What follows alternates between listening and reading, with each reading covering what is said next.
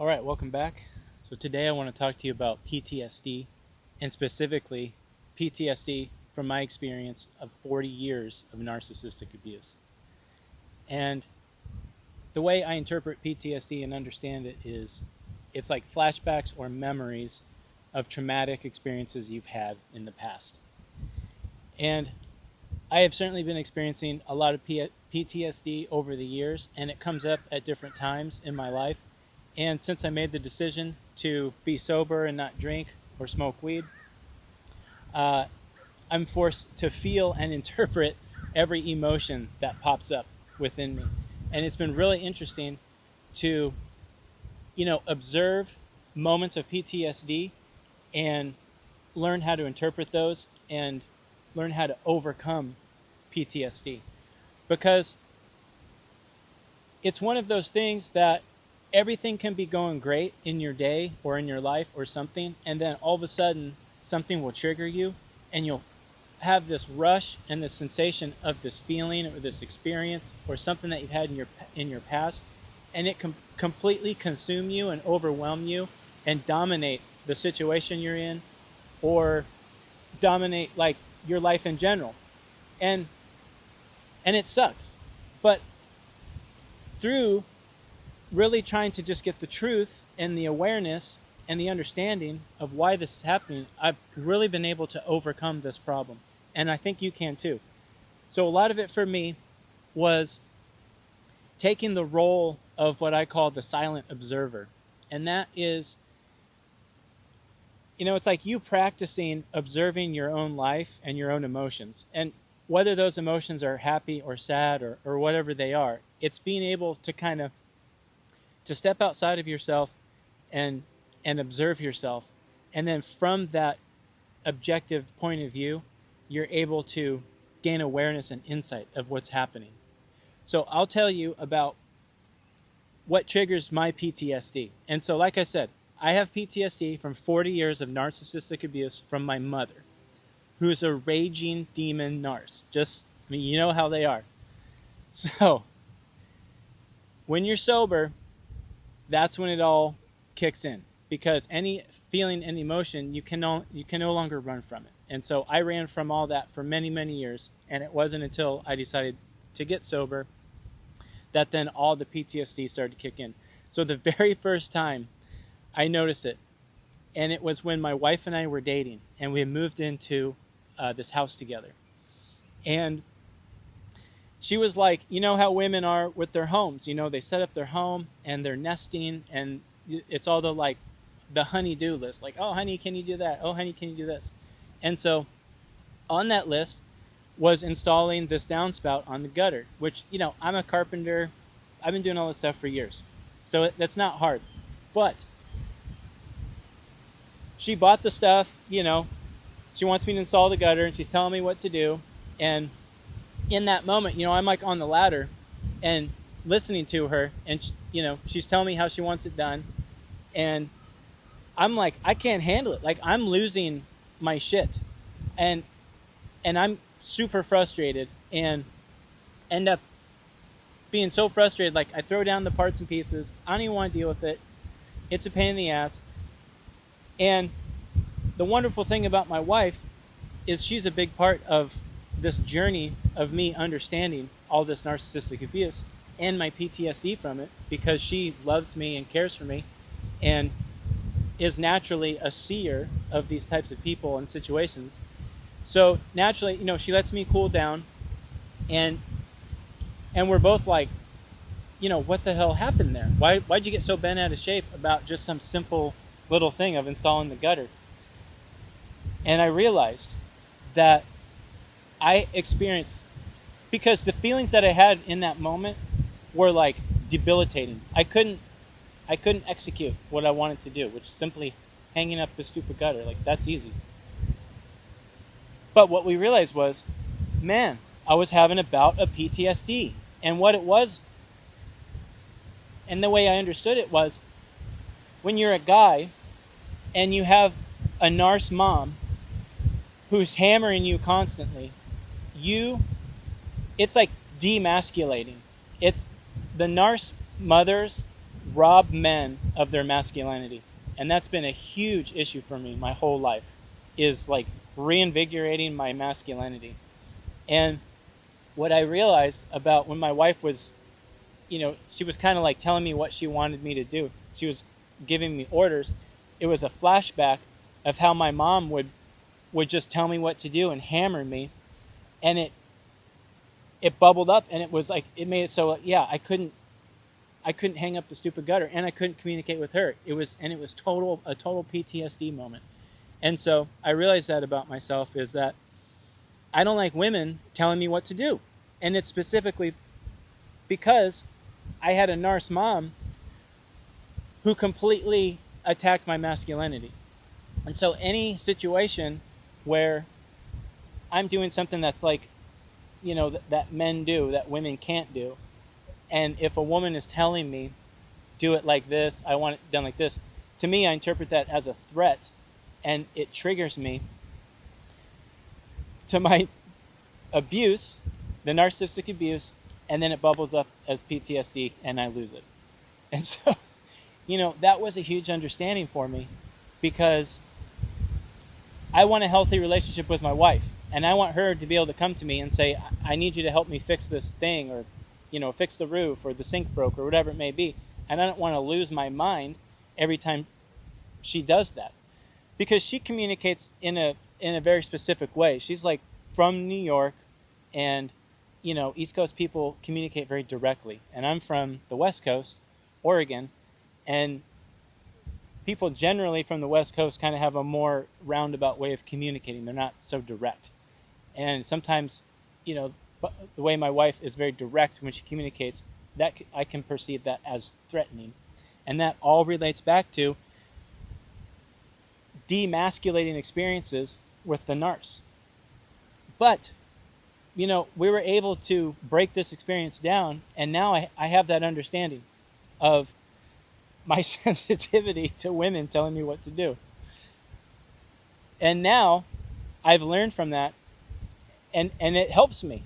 And so this is a great example of like being the observer of your life and your actions, and then using that for your insight, so then you can handle yourself in situations that it's just not appropriate to lose your shit over your woman asking you to put up a gutter. Like, that's, I'm an adult, I want to be in control of how I feel, and that's a big thing. So I've certainly grown from that experience. But that's not the only thing that triggers my PTSD. The other thing, we started having children, and our first child was born. And as you're relating to your child, your kid, there's all these things that, like milestones that your kid's doing, like walking or crawling and walking, and then like talking and asking questions and becoming a little person. And right now my eldest daughter is 6. But throughout, pretty much between when she was born till when she was about 5, I would have these PTSD moments with her where I would have flashbacks of my own childhood, of like, one in particular that keeps repeating was when I was probably 3, I was 3 or 4 years old, and I remember very specifically, I was on the ground and I was playing with these blocks, and I have the same blocks, and then the exact blocks that my daughter plays with. So when she started playing with those blocks, I would get this flashback a lot. And I was on the ground, I was really engaged in playing with my blocks. And the thing about when little children engage in an activity, and they don't need you to like entertain them and do something for them, like, that's amazing. If your kid can entertain themselves by engaging in a activity like blocks, as a parent, like, you want that. And so I remember I was on the ground and I was building with these blocks, and I was really engaged and really having fun. And my narc mom, so she wouldn't have been in her 30s at the time when I was 4. So she was like raging, man, and she had a ton of energy. And I remember she had other narc women that were around her, and specifically this one narc who fucking destroyed her children's lives. And because I'm friends with her son, who's the exact same age as me, and yeah, they did a number on him. Anyway, she comes storming in the room, and what does she do? Because my blocks are on the floor. And mind you, this is my home, not her fucking home. She comes in, kicks the blocks over. Boom, kicks them right out of the way. And then storms past, and then is like in some gossip fest with my narc mom. And I remember, and I'm just a little 4-year-old kid, and I looked up at them, and I was like, the hell is this? And I felt this huge sense of injustice. And then I looked at my mom as for some sort of like understanding of like, oh, because, you know, that's so disrespectful. Like, why would you do that? You come into someone's home and just destroy what they're working on and then just act like nothing happened. And I remember that feeling. I can still remember it now. And so that would trigger me a ton when my daughter would be playing with these blocks. And, you know, and what I've been doing is practicing observing myself and how I feel, because I still feel that. And those blocks remind me of that. And it's not so at first it made me really angry. And I was just angry it was like the sense of something that's unjust. And I think as humans we have a deep sense of justice, you know, of right and wrong. And when you're a little kid and you're experiencing something that is wrong, and then you inherently know within you this is wrong, and then you look to the people who are supposed to be guiding you and reinforcing what is right and wrong in your life, and it's just silence from them, that's a messed up reality, man. And so you fast forward and you're an adult, and now you're having these feelings again, and yeah, I get super mad about it. I'm not so mad about it anymore because I'm really understanding how to turn that hate and anger into the opposite of that, which is like love and building and healing. And that's a big message in a lot of my videos. And it's my hypothesis for this channel, and learning and gaining knowledge and awareness and truth about our problems is like, let's take that feeling of hate and turn it into something positive that we can put back into ourselves. And that's a big thing that I'm learning to do. And that's what I'm sharing with you is this experience specifically.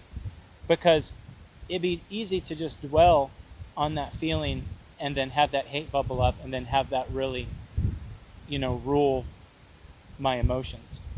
And I'm done with that, man. I'm done giving the narcs any form of energy. Because they'll take hate all day. They love it. They'll just whip it up into drama. And then it's just feeding their fire. I'm anti that, man. I want to like dump water on that fire and put it out. That is what I'm doing every day. Water, fire retardant, a blanket, a bunch of dirt, whatever's going to put that fire out. That's what I'm doing. So, the next PTSD, yeah, the list goes on. There's more PTSD. But like, for you, you know, man, if you're not cognizant of what's going to trigger you and set off your PTSD, it'll creep up on you and just ruin your day. It'll ruin your week. It'll ruin your month. It'll ruin your year. So for me, I'm really trying to be that silent observer to where I'm understanding, like, okay, these are the things that set me off. This is where I really have those flashbacks and those memories. So the other thing are birthdays. My birthday.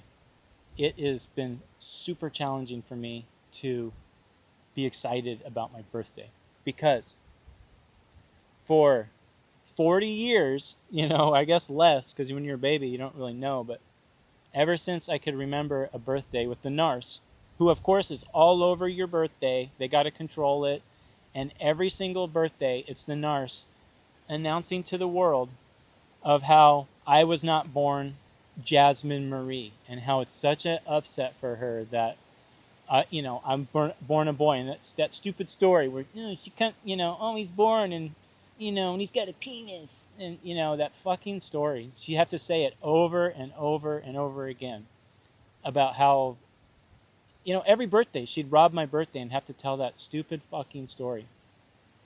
I have cut her ass off. She is no longer welcome at birthdays. No. Because now or for years since she's like implanted that memory in my mind, because she's not at every birthday. She hasn't been, and so even the ones that she wasn't at, it's like it would ruin my birthday because I just have it would be like, oh, remembering that stupid story, and it was like PTSD from her, and it was like guilt tripping me because I was born. That was the whole underlying feeling of that. And so birthdays have been super challenging, but my wife and I are really actively trying to, move past that. And like I said, when you become the silent observer, I'm observing how I'm reacting, and yeah, it just makes me super mad. And now what I'm practicing is converting that anger, because the hatred, that the narcissist just fills you with hatred, and the hatred will just destroy you. And I want to avoid living a life of destruction. I did that for long enough. My whole intent is building. I want to build. And so turning that hate on my birthdays from having PTSD from the raging narc, number one, eliminating her ass, she's cut. And then number two, turning that hate into love and positivity and something to re-energize myself with. That's what we've been doing. And it really helps, and it really does work. It can be done because there's balance in nature, and where there's hate, love exists. You can't have hate without love, and you can't have love without hate. All it is that it's where you focus your energy, because the energy doesn't care. The energy is energy. Energy doesn't care if it gets fed into hate or if it gets fed into love. So the whole trick is focusing away from the hate to the love, and then you start building. And that's what I do. So I'm learning to get over the PTSD on my birthdays. The other one is the holidays, man. Because growing up with a narc on the holidays, a big thing with them is they can't handle a celebration. Anything that has to do with people being happy and celebrating like a family and love and togetherness, the narc hates that. They have to shut it down. So my demon narc mom would always try to cut people down on, especially like Christmas. That was a big one. Christmas is rough. I'm really trying to get to a better place with Christmas, because the narc would always have to cut anyone down. Like, I remember I got this Patriots coat when I was a little kid, because my dad's like really into sports. That's the only thing he is truly passionate about, is sports, and whatever he can have his fucking sports. Anyway, he's from Boston, and so the Patriots were horrible for years, man. Believe me, the Patriots were not great. Like in the 80s and the 90s, it's a new thing for that team to be decent. Anyway, so I wanted a Patriots coat really bad, and I was probably in 3rd or 4th grade. And like, it's cool when, you like have a team and like you're into sports, and that's a part of, like my dad's family, they're from Massachusetts, so it's like, it's cool like to show that. And I was really excited about getting this Patriots coat. And of course, what happens? My dad gets it for me. I'm sitting there, it's Christmas, I'm opening up, it's the Patriots coat. It's great. And what instantly the narc cuts in, "Oh, your father got you a Patriots coat. Well, he charged it on the credit card, so there you go." And it's like, I'm like in 4th grade, and like so you're throwing all this guilt, and then she throws all this guilt at me about how he charged it on the credit card, and I guess it cost too much money. I don't know. And then she looks at him, and then he feels all sad, and it's just like, man, you got to just ruin it on Christmas for everyone because you can't be happy. And that was every single Christmas. And her whole theme with that was always cutting down my dad, because he used the credit card to buy something, to buy gifts for us. But in all actuality, like, they really don't understand how money works, and they've always just lived above their means and used credit and mortgages and all that crap, just like what people do. And she does the same damn thing too, so I don't know why, she's got to get down on him about it. But yeah, any opportunity for her to ruin a good time, she would do it. And so Christmas is a challenge, but what's been very rewarding, and my wife and the kids and I are building, we have a new Christmas. We're building a new feeling around Christmas. Because for my wife, she had great Christmases. It was all about her family getting together and having dinner. And it really wasn't about all the presents. It was more about the family and everyone. And, we have completely, isolated. The NARS is not allowed in our Christmas family unit. And so what we do is we just have a quiet, nice little Christmas with my wife and my two girls. And, I make a nice dinner for us. And, we get a few gifts. And it's more about just spending that time together. And I used to get really angry and agitated and have flashbacks from my Christmas with the Narc and that whole narcissistic family dynamic with like the Narc mom, the golden child brother that would, get all the best stuff, and then the enabler dad who has like no spine, and the Narc just hammers him and he's just like, oh, and just takes it. It's like, fuck, man, fuck that. So now Christmas is all about love, and it's all about our family, and we're having new traditions, and we're moving beyond.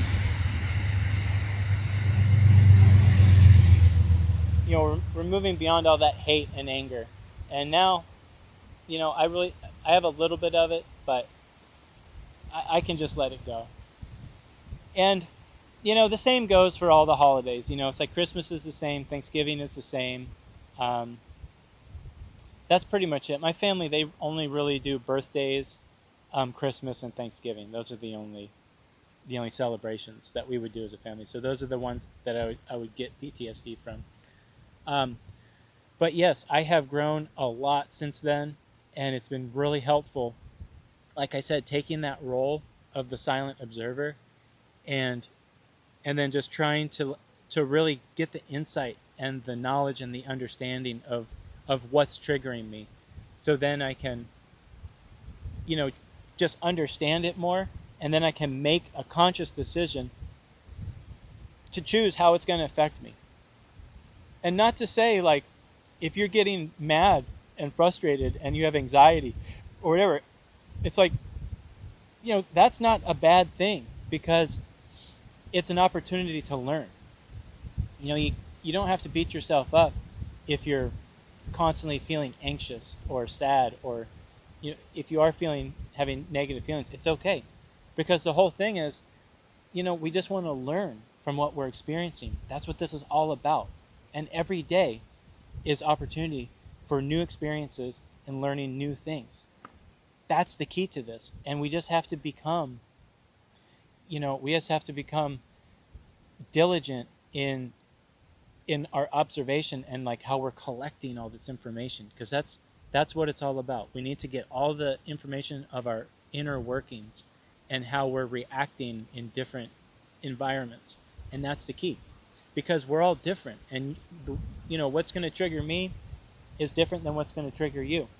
And you just have to be diligent in that. And I guess it's like the record keeping of your life and your experiences.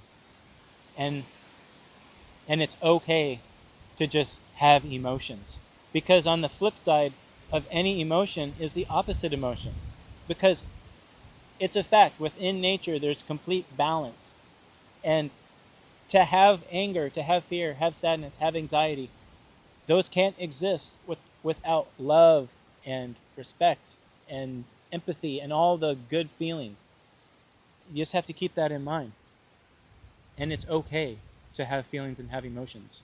That's what life is all about, is to feel and to live and learn from that. So I'm definitely overcoming my PTSD. It's completely possible. And so I hope you can too. And at least, try some of these things that I mentioned, and just think about it for yourself, what's going to work for you, because you have the answer. The answer is within you, just like the answer is within me. And I hope I can just be that little spark that lights it off for you, because man, you've got a forest fire inside you, and it just takes a spark. And believe me, like, once that sucker gets lit, there's no stopping it. No narc can stop you, no terrible person. It's game over. So there is hope. and you can overcome the PTSD. Anyway, appreciate your time. Thanks for watching.